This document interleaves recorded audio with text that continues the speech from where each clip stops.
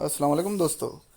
दोस्तों अॼु असां सिखूं था त डेसिमल खे डेसिमल सां वंडिजे कीअं। हूअं आम डिवीजन तव्हांखे अची वेंदी मूंखे लॻे थो, पर डेसिमल खे डेसिमल सां जॾहिं वंड कबो आहे त पोइ इलाही दोस्त माना डिफ़िकल्टी फील कंदा आहिनि। हिन जे लाइ ॿ तरीक़ा आहिनि ऐं मां जेको तरीक़ो सिखण वारो आहियां उहो तमामु ईज़ी आहे।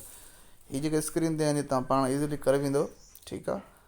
पाण हलूं था क्वेश्चन नंबर 1 ते ऐं मेथड जेको आहे उहो तमामु ईज़ी आहे। 0.24 डिवाइड बाय 0.3, 0.24 डिवाइड बाय 0.3।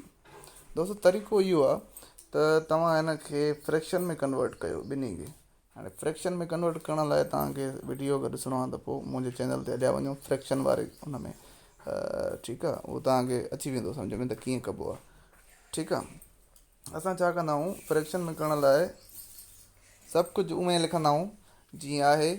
ठीकु आहे, नंबर पर पॉइंट खां अलावा पोइ ॾींदा आहियूं अपॉन 1। पहिरियों स्टेप इहो आहे फ्रैक्शन में करण लाइ। ठीकु आहे, मूं सोचियो मां तव्हांखे सम्झाए थो छॾियां। ठीकु आहे।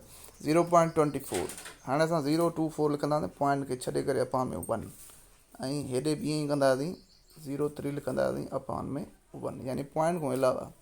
हाणे असां ओतिरा ज़ीरो ॾींदासीं हिते बि ऐं हिते बि, पर इहे ज़ीरो किथे हूंदा कहिड़े हिसाब सां ॼणा पवंदा इहे असांखे ॾिसणा पवंदा त पॉइंट खां बाद में घणा डिजिट आहिनि। हिन में नंबर में पॉइंट खां पोइ 2 डिजिट आहिनि, इन करे हिते 2 ज़ीरोज़ ईंदा, ऐं हिते पॉइंट खां पोइ हिकिड़ो डिजिट आहे, इन करे हिते हिकिड़ो ज़ीरो ईंदो।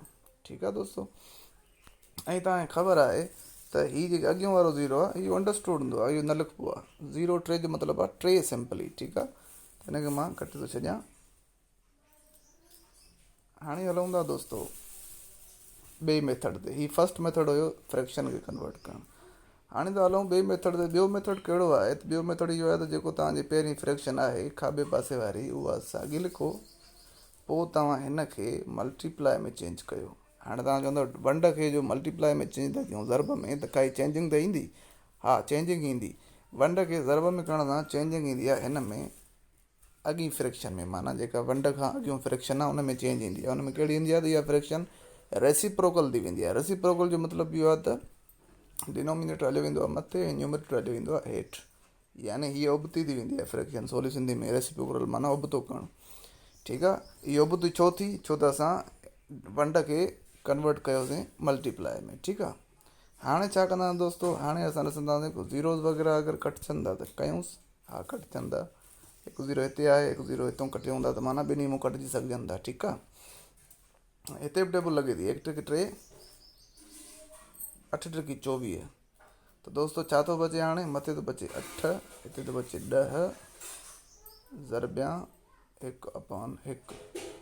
हाणे तव्हांखे ख़बर आहे त हीअ पाण में ज़रब थींदा त छा थींदो? 1 8 8 ऐं 1 ॾह 10। हाणे 8 अपॉन 10 खे बि असां करण लाइ सवलो तरीक़ो इहो ई हूंदो आहे त असां ॾिसूं त मथे 8 में पॉइंट किथे आहे। तव्हां चवंदव पॉइंट किथे ई न आहे। अगरि किथे ई न आहे त मतिलबु पॉइंट लास्ट में हूंदी ई हूंदी आहे। ठीकु आहे। जेका अंडरस्टूड हूंदी आहे लिखबी न आहे, माना पॉइंट लास्ट में आहे। ऐं तव्हांखे डिवीजन बाय 10 100 एंड 1000 मां सेखारियो आहे वीडियो, उहो तव्हां ॾिसी सघो था त कीअं थींदो। ज़ीरोज़ कटींदा आहियूं वंड में ऐं खाॿे पासे जंप कराईंदा आहियूं पॉइंट खे, जेतिरा ज़ीरोज़ कटियूं। हाणे हिकिड़ो जंप, हिकिड़ो ज़ीरो आहे इन करे हिकिड़ो ई जंप थींदो, त छा थींदो? पॉइंट 8, माना हितां वारी जेका पॉइंट हुई उहा 8 जे आॾो अची वई। हाणे पॉइंट 8 खे असां 0.8 लिखंदा आहियूं हमेशह, यानी पॉइंट खे अकेलो न आहियूं छॾींदा, पॉइंट जे आॾो 0 ज़रूरु ॾींदा आहियूं। त माना इहो हे जवाबु हिन जो अची वियो। अहिड़े तरीक़े सां तव्हां ॿियो बि सुवालु करे सघो था, टियों बि करे सघो था, कहिड़ा हुजनिव। सिर्फ़ु 2 मेथड, पहिरियों उनखे फ्रैक्शन में कन्वर्ट कयो, उन खां पोइ मल्टीप्लाई खे डिवाइड खे मल्टीप्लाई में चेंज कयो, रेसिप्रोकल कयो, वंड ज़रब कयो, जवाबु अची वियो।